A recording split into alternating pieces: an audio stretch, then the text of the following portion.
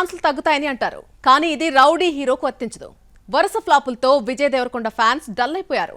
Taxi వాళ్ళ తర్వాత ఎన్ని సినిమాలు చేసినా వరుస ఫ్లాపులు ఇబ్బంది పెట్టినా ఈ రౌడీ హీరో చేతిలో 3 సినిమాలుండడం విశేషం. విజయ్ దేవరకొండకు యూత్ లో క్రేజ్ ఉన్న సరైన హిట్ మూవీ పడ్డలేదు. Dear comrade, world famous lover, liger, Kushi, family star, kingdom లో ఒక్క యావరేజ్ కూడా లేదు.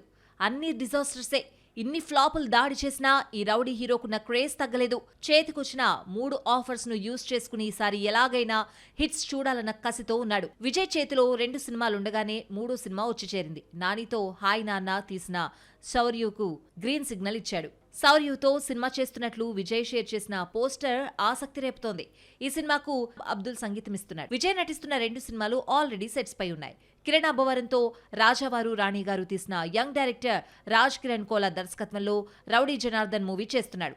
విలేజ్ బ్యాక్ డ్రాప్ లో జరిగే ఈ యాక్షన్ మూవీని దిల్ రాజు నిర్మిస్తున్నాడు. వరుసగా 6 ఫ్లాప్లు వచ్చిన హీరో 3 సినిమాలు చేయడం విశేషమే. గతంలో తనకు టాక్సీ వాళ్ళ వంటి హిట్ ఇచ్చిన రాహుల్ సాంకృత్యాన్ దర్శకత్వంలో రణబాలి మూవీ చేస్తున్నాడు. సినిమా సెప్టెంబర్ 11న రిలీజ్ అవుతోంది.